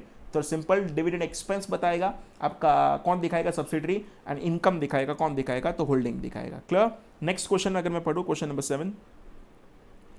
On 1st April 2014, Shelter Limited issued 5,000 8% convertible debenture with a face value of ₹100 each, maturing on 31st March 2019, 5 साल के बाद। The debentures are convertible into ordinary shares of Shelter Limited at a conversion price of ₹105 per share. Interest is payable annually in cash. At the date of issue, Shelter Limited could have issued non-convertible debt with a 5-year term bearing a coupon interest rate of 12%. On 1st April 17, convertible debentures have a fair value of ₹5,25,000. Shelter Limited makes a tender offer to debenture holder to repurchase the debentures for ₹5,25,000, which the holder accepted. At the date of the repurchase, Shelter Limited could have issued non-convertible debt with a 2-year term bearing a coupon interest rate of 9%. Show accounting entries in the books of Shelter Limited for recording the equity and liability component at the time of initial recognition and at the time of repurchase or convertible debenture. Following present value factor 8%, 9% and 12% are given below. Clear? देखो भाई, 1/4/14 को दिया था 5 साल के लिए, 1/4/17 को मैं रीपर्चेस करूँ, तो सबसे पहले काम करें हम इनिशियल रिकॉग्निशन तो कर ले, बाकी सब कुछ करेंगे बाद में। तो अगर मैं टाइटल लगाऊँ question number 7,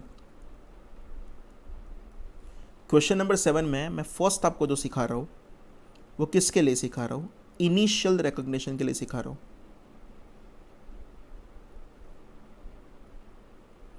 and initial recognition में पूरा अकाउंटिंग एकदम ध्यान से समझते देखना। सबसे पहले मुझे करना पड़ेगा calculation of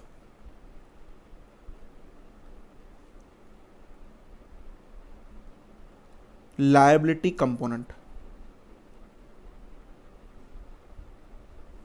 calculation of liability component. Friends मेरे साथ आप 4 कॉलम का एक टेबल बनाओगे।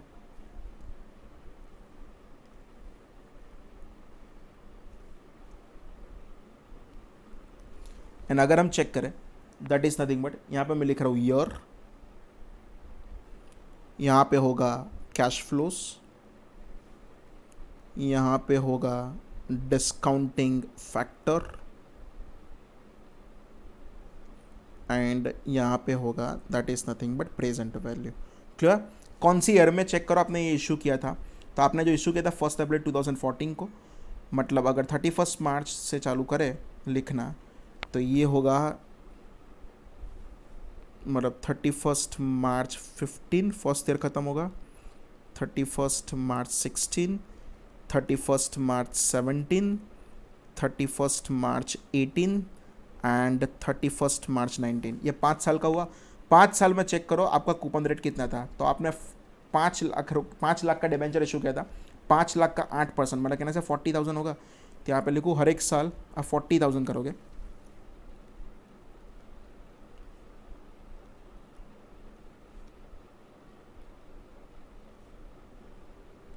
पर लास्ट ईयर जो होगा वो प्रिंसिपल अमाउंट भी अभी मैं कंसिडर कर लूँगा, तो वो कितना हो जाएगा 5,40,000। एंड जिसका आपको सब कुछ यहाँ पे डिस्काउंटिंग फैक्टर दे ही दिया है। मार्केट रेट कितना था, तो जिस दिन मैंने इशू किया था उस दिन मार्केट रेट था 12%, तो 12% के हिसाब से लिखे 0.893.797, यहाँ पे लिख रहा हूँ 0.893.797। नेक्स्ट चेक करो 0.712.636, 0.712.636, एंड लास्ट में चेक करें 0.567। फ्रेंड्स आपके पास थोड़ा कैलसी जल्दी से होगा, मुझे यहाँ पे टाइम लगेगा।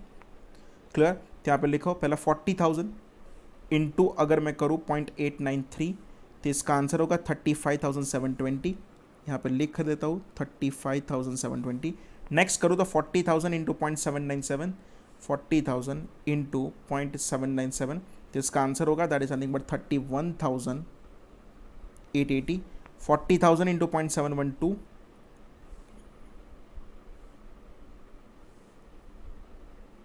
40,000 इंटू 0.712, तो इसका आंसर होगा दैट इज नथिंग बट 28,480। यहाँ पे चेक करो 40,000 इंटू 0.636, तो इसका आंसर होगा 25,440, and 5,40,000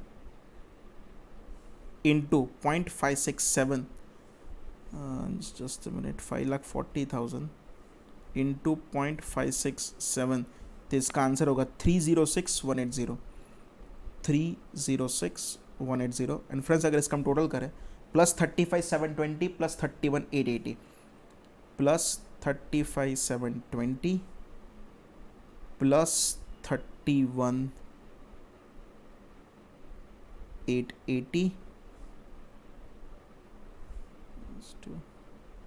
okay, plus 28,480, 28,480 and plus 25,440। And अगर ये करोगे तो फ्रेंड्स उसका आंसर आएगा 4,27,700। तो यहाँ पे मैं लिख देता हूँ 4,27,700। क्लियर? अच्छा, तो सिंपल मैं यहाँ पे बोल दूँ उसका इक्विटी कंपोनेंट, एंड वो इक्विटी कंपोनेंट आपका कितना होगा। तो आपने टोटल 5 लाख रुपए में इश्यू किया था, 5 लाख रुपए में से 4,27,700 अगर आपके लिए लायबिलिटी कंपोनेंट है, तो अगर मैं इक्विटी कंपोनेंट चेक करूँ माइनस 5 लाख कर दे तो आपको इक्विटी कंपोनेंट मिल जाएगा 72,300 का। फ्रेंड्स आपके लिए क्या होगा इक्विटी कंपोनेंट। क्लियर? अच्छा, रीपर्चेस करने के लिए जा रहे हो वो तो 31 मार्च 17 को जा रहे हो, तो एक काम करे 17 तक का तो इंटरेस्ट विंटरेस्ट सब कुछ कैलकुलेशन कर दे। तो यहाँ पे मैं लिख रहा हूँ कैलकुलेशन ऑफ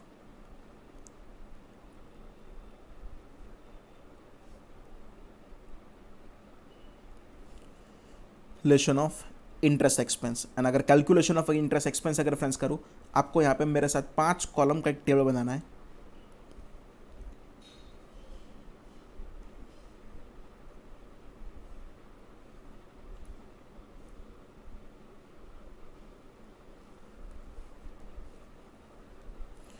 तो यहाँ पे लिखो ईयर,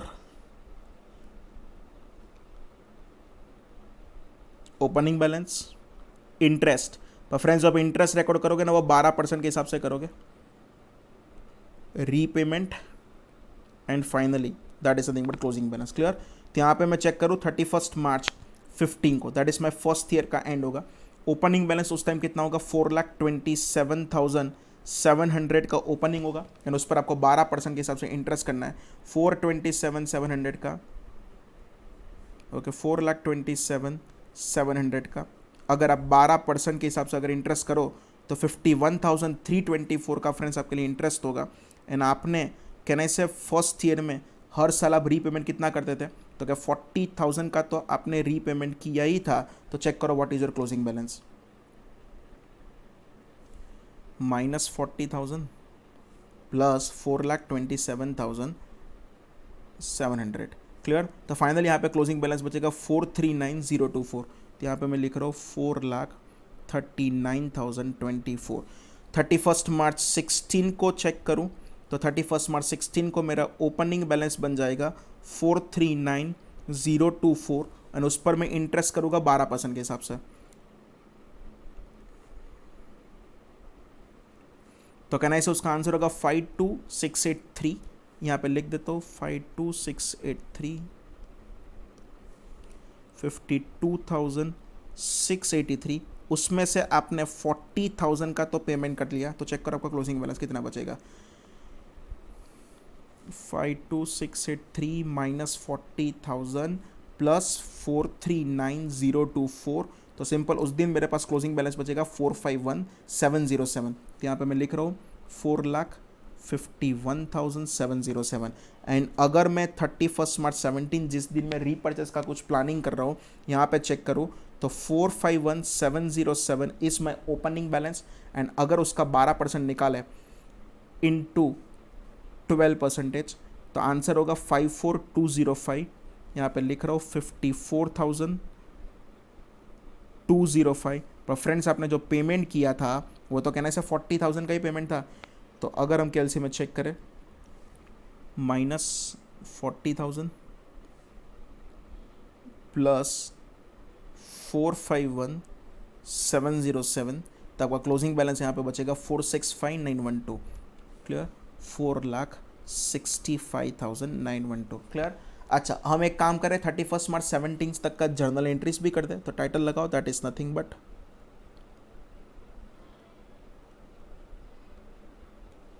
जर्नल एंट्रीज। फ्रेंड्स मेरे साथ आप 4 कॉलम बनाओगे, तो जर्नल एंट्रीज में 4 है, साथ में एंट्री करवाऊंगा, आप बनाओ।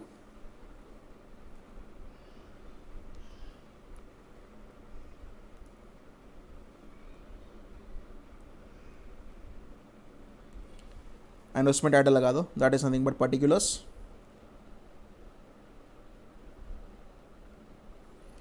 2014-15, 2015-16। पता चल गया मैं क्या करवाने वाला हूँ। क्लियर है। यहाँ पे साथ में जर्नल एंट्री कर रहे हैं, और यहाँ पे लिख रहा हूँ दैट इज नथिंग बट 2016-17। चलो फर्स्ट एंट्री कहाँ करूँगा, जो मैंने इशू किया उसकी। तो फर्स्ट एंट्री होगा that is nothing but bank account debit. Bank account debit करना पड़ेगा कितना, 5 लाख। टू लायबिलिटी कंपोनेंट, आपको पूरा पूरा लिखने का, liability component of convertible debenture के कन्वर्टेबल बॉन्ड जो भी है, टू लायबिलिटी कंपोनेंट वो कितना होगा आपके लिए,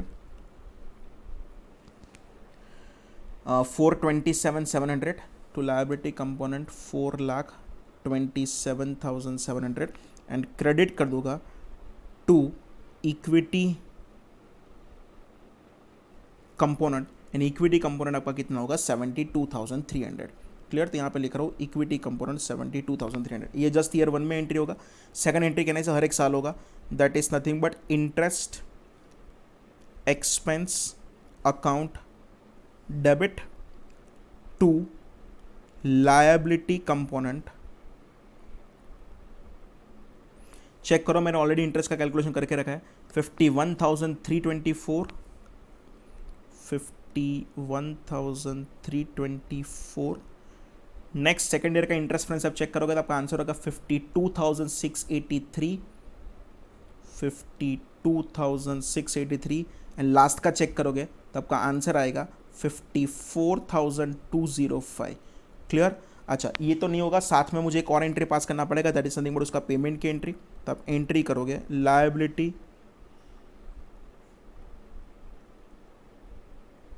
component account debit to bank account, and can I say friends आपने हर एक साल 40,000 का पेमेंट कर दिया था, तो कैन आई से वो हर एक साल अमाउंट सेम ही रहेगा पेमेंट का, तो 40,000। एंड अगर इतनी एंट्री पास कर दूँ उसके बाद अगर मैं आपको मैच कराऊँ तो 31 मार्च 17 को मेरे पास दो बैलेंस बचने वाले हैं। एक होगा that is nothing but liability component का होगा, एंड एक होगा that is nothing but equity component का भी मेरे पास बैलेंस अभी भी पड़ा है। चेक करो आपके पास लायबिलिटी कंपोनेंट का बैलेंस कितना होगा, 465,912 जो आपने ऊपर कैलकुलेट करके रखा था, 465,912। एंड चेक करो आपका इक्विटी कंपोनेंट का बैलेंस कितना होगा, 72,300। जस्ट फॉर योर नॉलेज मैं यहाँ पे उसका टोटल कर रहा हूँ, बाकी काम नहीं है। 465,912 प्लस 72,300, एंड अगर आप चेक करोगे तो आपका बैलेंस बचा है 538,212। टोटल इतना बैलेंस बचा है। क्लियर? और फ्रेंड्स मैं जब उसको रीपर्चेस कर रहा हूँ, क्लियर, जब रीपर्चेस करो तो आपको पूछा है तो उसका मैं सेकंड एंट्री कर दूँ यहाँ पे, मतलब सेकंड टाइटल लगा दूँ।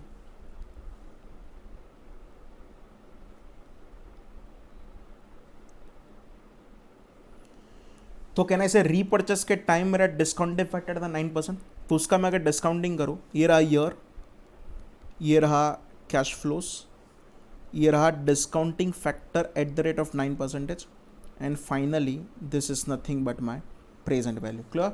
अगर हम उसको चेक करें तो यहाँ पे कहना चाहिए 31 मार्च 18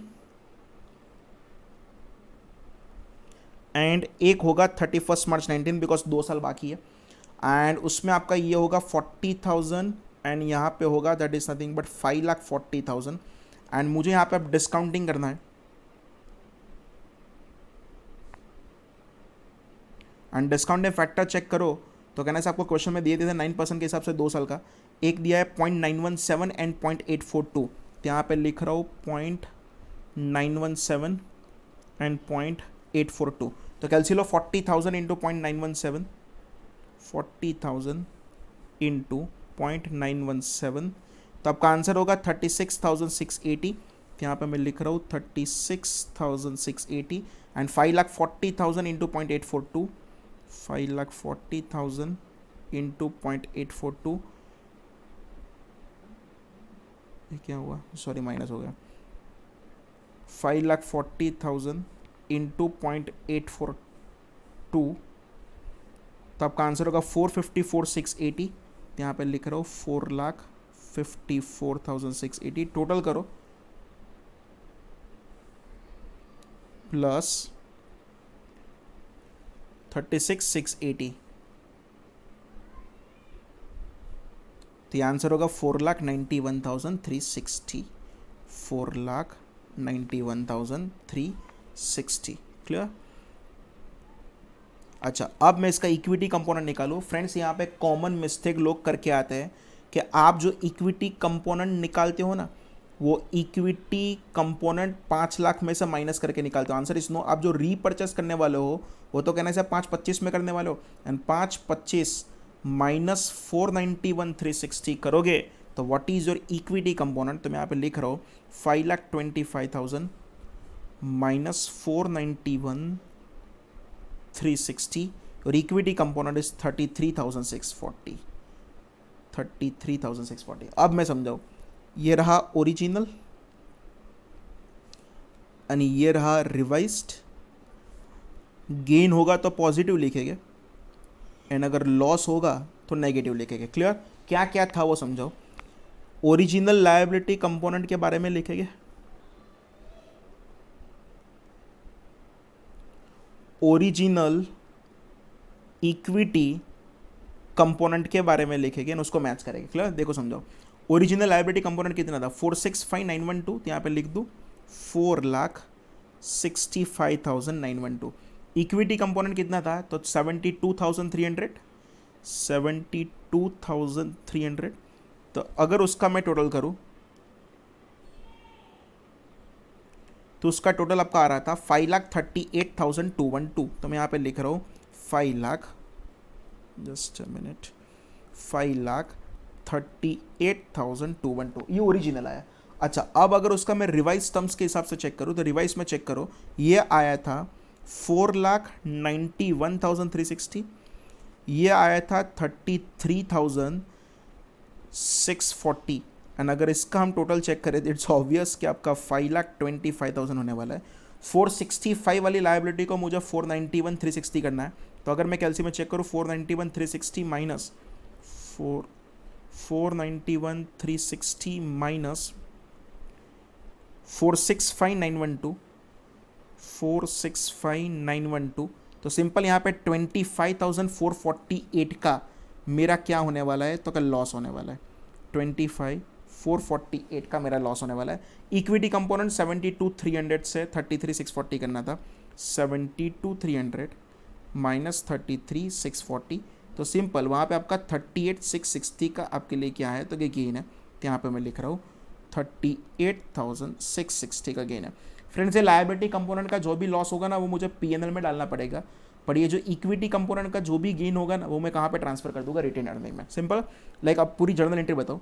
सबसे पहले लायबिलिटी कंपोनेंट अकाउंट में डेबिट कर दूंगा, लायबिलिटी कंपोनेंट अकाउंट में डेबिट कर दूंगा, जो मेरा रिवर्स होने वाला है कितना 465,912 से। इक्विटी कंपोनेंट अकाउंट भी मैं रिवर्स कर दूंगा, तो इक्विटी कंपोनेंट अकाउंट डेबिट हो जाएगा, कितने से हो जाएगा 72,300 से। मेरा कहना चाहिए लॉस था पीएनएल करूँगा, पीएनएल में कौन सा ये डेट कंपोनेंट का लॉस था, तो पीएनएल का लॉस डेबिट कर दूंगा कितने से 25,448 से। मेरी जेब में से कहने से पेमेंट जाने वाला है, और पेमेंट कितना जाने वाला है तो मैं तो पेमेंट करने वाला हूँ कितने का 5,25,000 का। एंड यस, मेरा जो गेन था एंड वो गेन मुझे ट्रांसफ़र करना पड़ेगा कहाँ पे, रिटेन्ड अर्निंग में। फॉर योर नॉलेज, ये रिटेन्ड अर्निंग में मैंने जो भी गेन डाला वो कौन से कंपोनेंट का है तो इक्विटी कंपोनेंट का, एंड वो कितना चला जाएगा 38,660। अगर आपको बैलेंस ये टोटल मैच करना है तो करवा दूँ, 5,25,000 प्लस 38,660, 563,660 होना चाहिए। सामने चेक कर दें 465,912, 465,912 प्लस 72,300 एंड 25,448 प्लस 25,448, चेक करो 563,660 एंड मेरी ये जनरल एंट्री मैच है। Clear friends, this is all about, कौन सा नंबर का क्वेश्चन था, नंबर ही भूल गया मैं, इतना बड़ा था। तो क्वेश्चन नंबर 7 मैंने आपको सॉल्व करवा दिया है। थैंक यू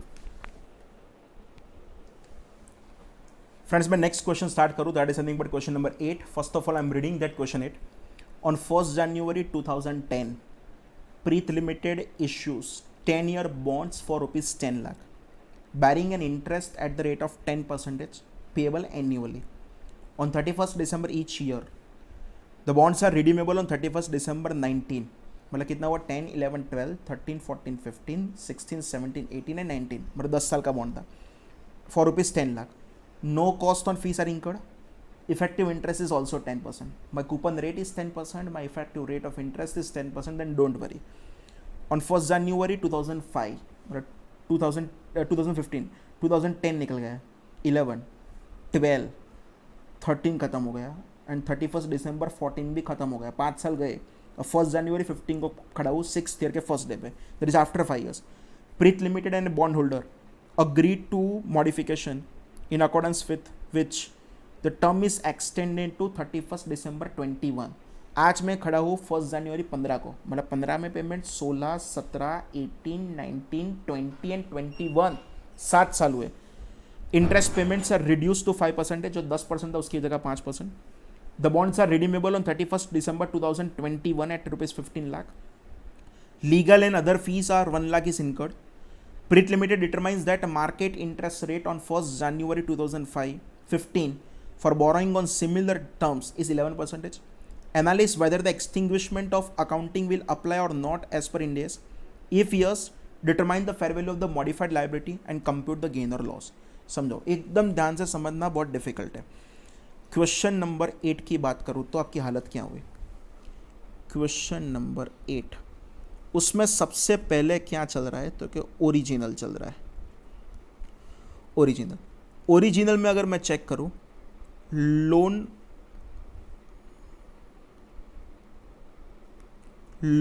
डेट कौन सा था तो 1 जनवरी 2010.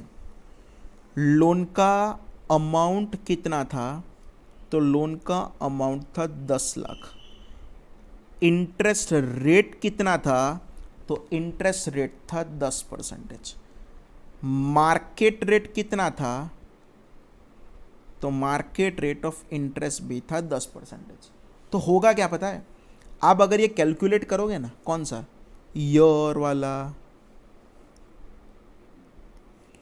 ओपनिंग बैलेंस वाला, इंटरेस्ट वाला, यहाँ पे आप लिखते थे रीपेमेंट एंड फाइनली आप लिखते थे क्लोजिंग, तो क्या होगा, ईयर 1 ओपनिंग बैलेंस लिखूंगा 10 लाख, इंटरेस्ट करूँगा मार्केट रेट ऑफ इंटरेस्ट 10%, मतलब कहना इसे 1 लाख, मेरा कूपन भी 1 लाख के हिसाब से ही जाएगा, तो finally my closing balance is 10 lakh.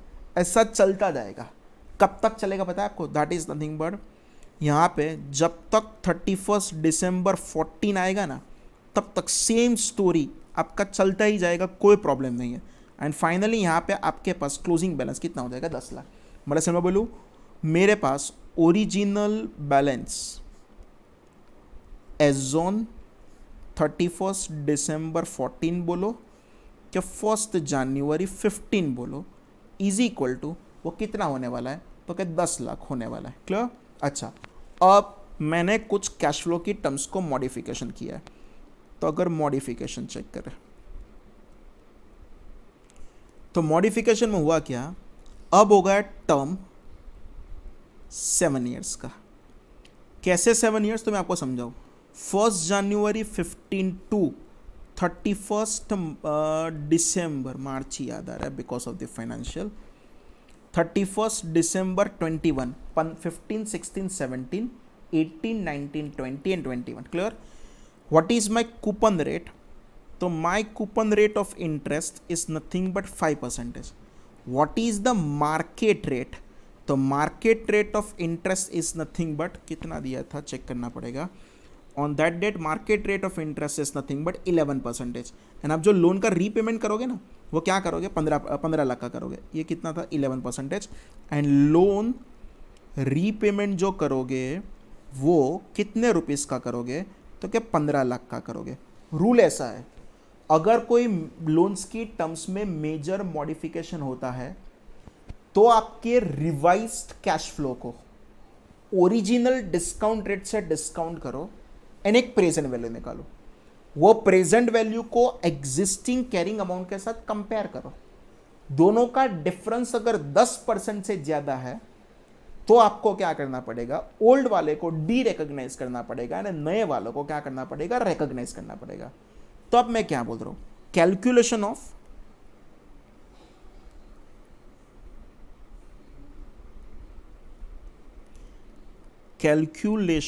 Of ये टाइटल अच्छे से सुन लेना, प्रेजेंट वैल्यू ऑफ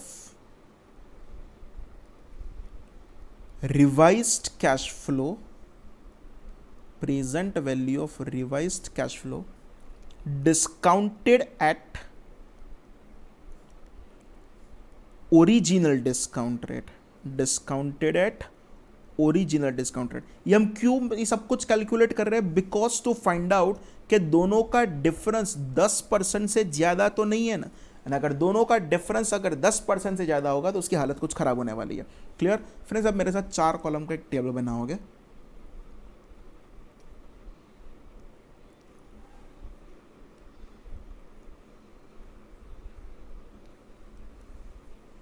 यहाँ पे लिख रहा हूँ ईयर,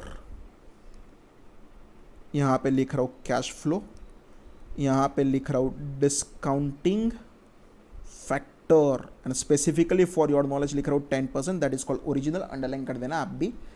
एंड यहाँ पे लिख रहा हूँ that is nothing but present value. ऐसे एक सम हमने हमारे क्लास वर्क में भी किया था।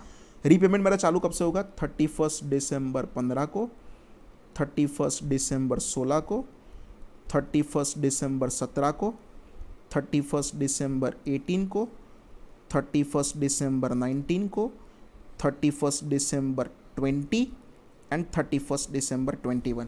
कैन आई से मेरा एवरी ईयर अब 5-5% के हिसाब से इंटरेस्ट लगेगा? तो फर्स्ट ईयर में यहाँ पे लिखूँ कि मेरा इंटरेस्ट जो लगेगा वो 50,000 का लगेगा। 50,000 कैसे है? तो ब्रैकेट में लिख दो 10 लाख का 5%। यहाँ पे भी 50 50,000 एंड लास्ट ईयर आप लोन का जो रीपेमेंट करोगे 10 लाख नहीं करोगे, 15 लाख प्लस 50,000 का इंटरेस्ट, मतलब 15,50,000। क्लियर? मैं अब ओरिजिनल डिस्काउंटेड से डिस्काउंट कर रहा हूँ। ऑब्वियसली मेरा 5% वाला कैश फ्लो है, 10% से डिस्काउंट कर रहा हूँ, दैट लेट्स सी। पर यस लास्ट में रीपेमेंट थोड़ा ज़्यादा भी है। Clear? 1 divided by 1.1 909 826 and 751। Clear? तो यहाँ पे लिख दूँ 0.909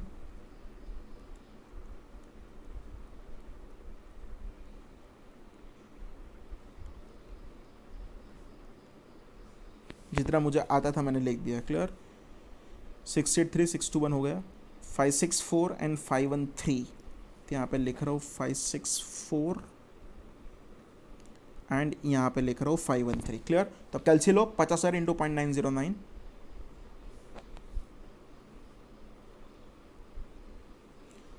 45,450। तो यहाँ पे प्रेजेंट वैल्यू में लिख रहा हूँ 45450। Next 50,000 into 0.826,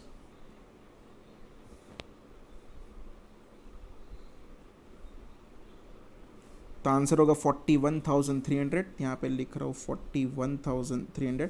50,000 into 0.751,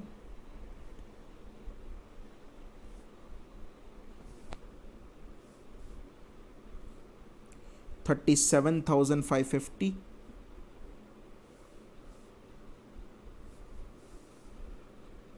37,550। 50,000 into 0.683,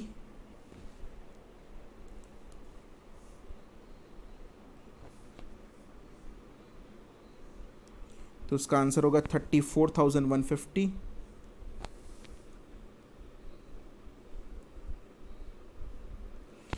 50,000 into 0.621,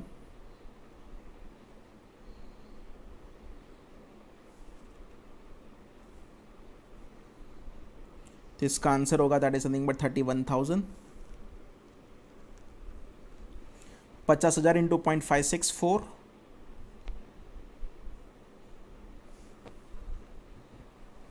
साथ में करना है, बैठते रहना नहीं है आपको। 50,000 इंटू 0.564, तो इसका आंसर होगा 28,200 एंड 15,50,000 इंटू 0.513, 15,50,000 इंटू 0.513, तो इसका आंसर होगा 7,95,150, 7,95,150।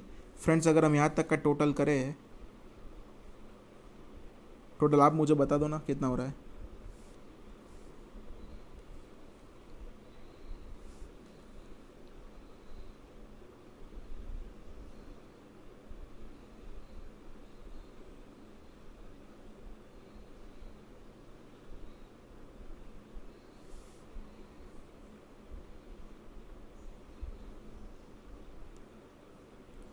कितना आंसर आ रहा था? That is something but 10,12,800। Clear? तो यहाँ पे लिख दो 10,12,800। पर यस आपने साथ में एक प्रोसेसिंग चार्जेस का खर्चा किया था एंड वो कितने का था? तो कि 11 लाख का था। तो सिंपल यहाँ पे आंसर लिख रहा हूँ 11,12,800। अब मैं कंपेयर करूँगा उसको ओरिजिनल, तो सिंपल अगर मैं बोलूँ परसेंटेज चेंज कितना हुआ, अगर मैं रिवाइज कैश फ्लो को ओरिजिनल डिस्काउंटेड से मैंने किया तो मेरा आंसर है 11,12,800, पर कहने से मेरा ओरिजिनल आंसर कितना था 10 लाख, डिवाइडेड बाय अगर मैं 10 लाख करूँ तो सिंपल बोलूँ मेरा आंसर 11.12% से चेंज हो रहा है. It is more than 10%. And अगर मोर देन 10% है तो आपको ओरिजिनल को क्या कर देना पड़ेगा, डी रिकॉग्नाइज करना पड़ेगा. नए को रिकॉग्नाइज करोगे तो अब दूसरी मेहनत करोगे. ये जो 10% से किया ना, तो what is actually market rate, तो 11%. तो यहाँ पे लिख रहा हूँ 4 column, year, cash flow, discounting factor and the present value. Clear. Year आपका लगेगा यहाँ पे 1 to 7, 7 साल तक. कौन सा, 2015 टू 2021, एवरी ईयर 50,000. एंड आपका ये कितना था, डिस्काउंट डे फैक्टर यहाँ पे 10% नहीं होगा, डिस्काउंट डे फैक्टर जो होगा ना वो 11% होगा. एंड ईयर 7 में अब कितना कंसिडर कर लोगे, दैट इज समथिंग बट 15,50,000. मैं यहाँ पे वो डिस्काउंटिंग की मेहनत नहीं करो, क्वेश्चन में डिस्काउंटिंग का आंसर में अंदर जो लिखा है मैं वहाँ से उठा रहा हूँ. चलेगा ना, आपको करना पड़ेगा. क्लियर. चेक करो तो 4.712195 यहाँ पे लिख रहा हूँ 4.71 एन्युटी फैक्टर 4.712195. और यहाँ पे 15,50,000 का कैलकुलेट करोगे तो उसका भी आपको ऑलरेडी अंदर आंसर में दिया था, मैं वहाँ से उठा रहा हूँ. That is nothing but 0.481658. यहाँ पे लिख रहा हूँ 0.481658. क्लियर. कैलसी लो 50,000 इंटू 0.47, 50,000 इंटू 4.712195 2195. तो आपका आंसर होगा 235,610, 2,35,610 and 15,50,000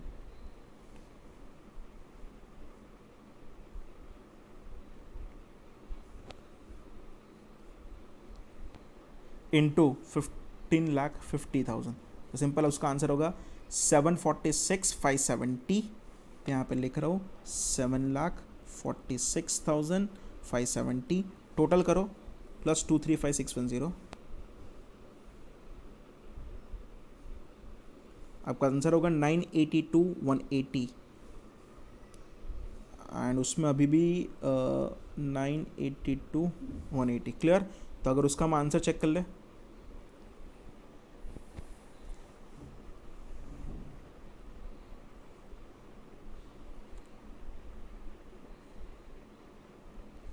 $722,487. Clear friends. बाकी के क्वेश्चन हम नेक्स्ट लेक्चर में सॉल्व करेंगे. Thank you friends, thank you very much.